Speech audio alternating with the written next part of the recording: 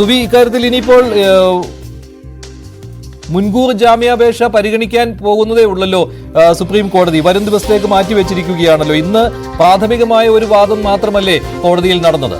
സ്വാഭാവികമായും ഇന്ന് പ്രാഥമികമായ ഒരു വാദം തന്നെയാണ് സുപ്രീം കോടതിയുടെ ഭാഗത്ത് നിന്ന് ഉണ്ടായിരിക്കുന്നത്.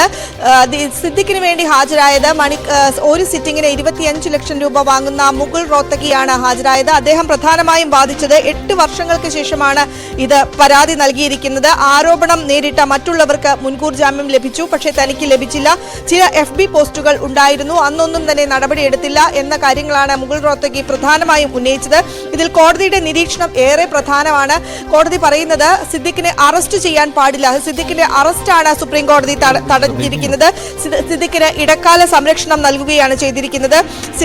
ജസ്റ്റിസ് ബല M ത്രിവേദിയും സതീഷ് ചന്ദ്ര ശർമ്മ എന്നിവരുമാണ് ഹർജി പരിഗണിച്ചിരിക്കുന്നത്. ഒപ്പം സർക്കാരിനോട് പ്രധാനപ്പെട്ട ഒരു ചോദ്യം, 8 വർഷം എന്ത് ചെയ്തു സർക്കാർ എന്നൊരു ചോദ്യവും സുപ്രീം കോടതിയുടെ ഭാഗത്ത് നിന്ന് ഉണ്ടായിട്ടുണ്ട്.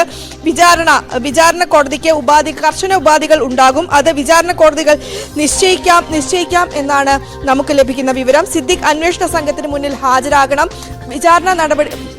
ചോദ്യം ചെയ്യൽ നടപടികളോട് പൂർണ്ണമായും സഹകരിക്കണം എന്നും സുപ്രീം കോടതി ചൂണ്ടിക്കാട്ടുകയുണ്ടായി. ഏതായാലും സിദ്ദിഖിന് ആശ്വാസമാകുന്ന ഒരു വിധി പ്രസ്താവം തന്നെയാണ് ഇന്ന് സുപ്രീം കോടതിയുടെ ഭാഗത്ത് നിന്ന് ഉണ്ടായിരിക്കുന്നത്. ഒരു ഇടക്കാല സംരക്ഷണമാണ് ലഭിച്ചിരിക്കുന്നത്. വരും ദിവസങ്ങളിൽ ഈ മുൻകൂർ ജാമ്യാപേക്ഷ വീണ്ടും പരിഗണിക്കും എന്നാണ് നമുക്ക് നിലവിലെ ലഭ്യമാകുന്ന വിവരങ്ങൾ അനുസരിച്ച് മനസ്സിലാക്കാൻ സാധിക്കുന്നത്. ഏതായാലും ഇപ്പോൾ സിദ്ദിഖിന് അനുകൂലമായ ഒരു വിധി പ്രസ്താവം കോടതിയുടെ ഭാഗത്ത് നിന്ന് ഉണ്ടായിരിക്കുകയാണ്. മഞ്ജുഷ്, ശരി, ഇതാണ് സുപ്രീം കോടതി പറഞ്ഞിരിക്കുന്നത്. അറസ്റ്റ് പാടില്ല, അറസ്റ്റ് തടഞ്ഞിരിക്കുകയാണ്. പക്ഷേ അതേ സമയത്ത് തന്നെ എന്തുകൊണ്ടാണ് ഇങ്ങനെ ഒരു കാലതാമസം ഉണ്ടായിരിക്കുന്നത്? നടിയുടെ പരാതിയിൽ നടി നേരത്തെ തന്നെ ഇക്കാര്യം ഉന്നയിച്ചതാണല്ലോ എന്നുള്ള വിവരവും പറഞ്ഞിട്ടുണ്ട്. അതേപോലെ തന്നെ വൃന്ദ ഗ്രോവറാണ് അതിജീവിതയ്ക്ക് വേണ്ടി കോടതിയിൽ ഹാജരായത്. എന്തുകൊണ്ടാണ് ഈ ഡിലേ, ഈ താമസം ഉണ്ടായിരിക്കുന്നത് എന്നുള്ള കാര്യം അവർ വിശദീകരിക്കുകയും ചെയ്തു.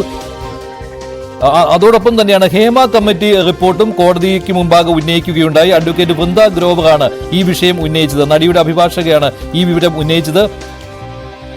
പക്ഷേ അതേസമയത്ത് സുപ്രീം കോടതി പറഞ്ഞിട്ടുണ്ട്, this is not the only industry where such things are happening എന്നുള്ള കാര്യം സുപ്രീം കോടതി ഇതിന് മറുപടിയായും നൽകിയിട്ടുണ്ട്.